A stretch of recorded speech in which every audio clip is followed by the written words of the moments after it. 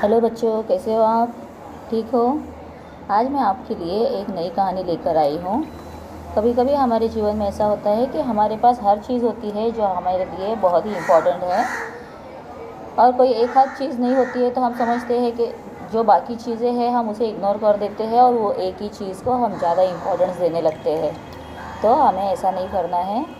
हमारे पास जो है उसे ही, हाँ, उसमें से हम नए सोल्यूशन निकाल सकते हैं या अपने लाइफ में चेंजेस भी कर सकते हैं। तो इसी के ऊपर मैं आप लोगों को एक कहानी बताने वाली हूँ। बहुत ही अच्छी कहानी है, आप लोगों को ये शायद ज़रूर पसंद आएगी। एक लड़का था आपकी तरह ही, जो गांव में रहता था, और उसने गांव में रहकर अपनी अच्छे से पढ़ाई पूरी की थी। उसके माता पिता गरीब थे, पिताजी खेत में काम किया करते थे। तो लड़के का सपना बचपन से ही था, उसके माता पिता का भी सपना था कि अपना बच्चा बड़ा होकर अच्छा कामकाज करे, शहर जाए, अच्छी खासी कमाई करे। तो इसलिए उस लड़के ने बहुत ही अच्छा एजुकेशन लिया। उसने पूरा अपना एजुकेशन कंप्लीट करने के बाद माता पिता से कहा कि अब यही टाइम है जब मुझे शहर जाना है, और शहर जाकर मुझे अच्छी खासी कमाई करनी है, और आप लोगों को जीवन के वो सारे सुख देने हैं जो अब तक हमें नहीं मिले हैं। तो वो लड़का अपने माता पिता का आशीर्वाद लेकर शहर के लिए निकल पड़ता है। शहर आने के बाद वो पहले तो उसे सब कुछ नया दिखाई देता है, क्योंकि गांव का और शहर का जीवन बहुत ही अलग है, बहुत ही डिफरेंसेस होते हैं। तो उसके बाद वो थोड़े दिन रहने के बाद यहाँ वहाँ जॉब के लिए इंटरव्यूज़ देना स्टार्ट कर देता है। तो एक दिन वो एक इंटरव्यू के लिए जाता है। तो इंटरव्यू तो उसका बहुत ही अच्छा हो जाता है। वहाँ जाने के बाद वो हर एक सवाल जवाब, उसकी बातें, उसका एटीट्यूड सब देखकर वहाँ का जो भी स्टाफ है बहुत ही खुश हो जाते हैं। उससे वो लोग सब इम्प्रेस हो जाते हैं। तो कहते हैं, नहीं, तुम चाहे गांव से आए हो, लेकिन हमें तुम्हारा ये सब एटीट्यूड बहुत ही अच्छा लगा और हमारी जॉब के लिए तुम एकदम परफेक्ट कैंडिडेट हो। तो ये जॉब हम तुम्हें ही ऑफ़र करते हैं। तो कहते हैं कि जाओ अभी जाकर जो भी यहाँ पर जो भी मतलब रिक्वायरमेंट होते हैं डॉक्यूमेंट्स, उसे तुम कंप्लीट कर दो, फिल कर दो, और उसके बाद हम आपको डेट बता देंगे। वो डेट पे आप आना है, आपका जॉब यहाँ स्टार्ट हो जाएगा। और वो बहुत खुश हो जाता है कि चलो शहर में आया हूँ और मुझे अच्छी खासी नौकरी भी अब मिल रही है।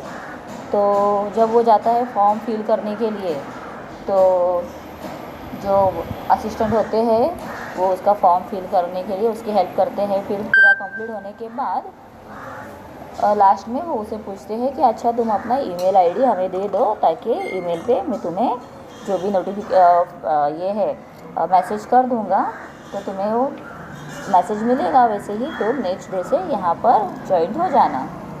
तो लड़का बहुत ही टेंशन में आ जाता है, कोई जवाब ही नहीं देता।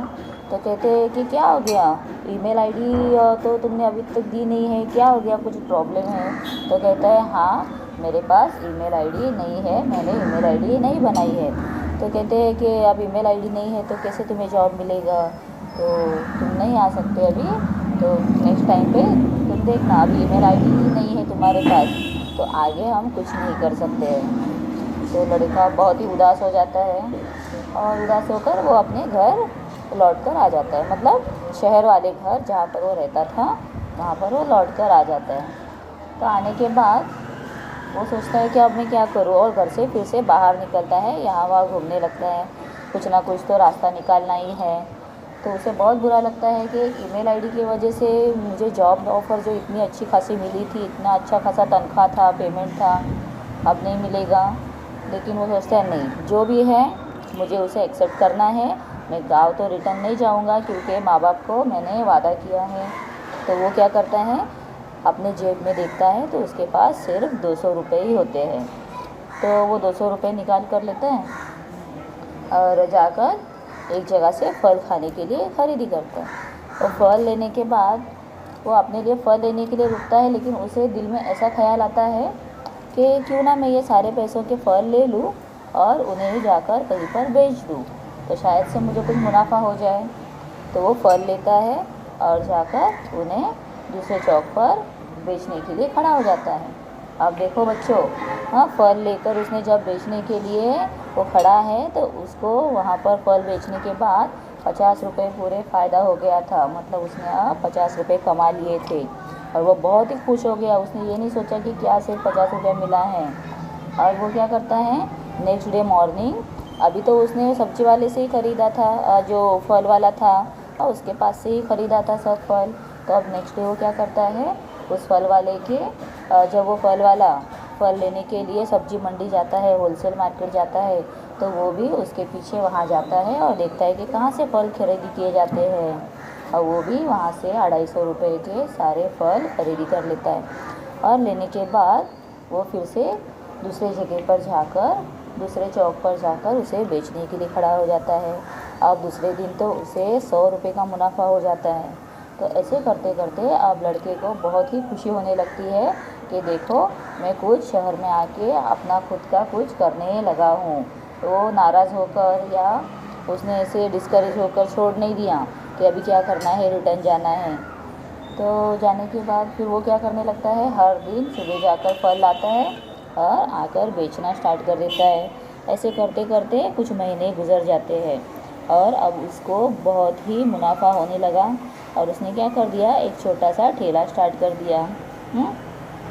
तो करते करते यहाँ वहाँ बेचते बेचते उसके पास और पैसे आने लगे।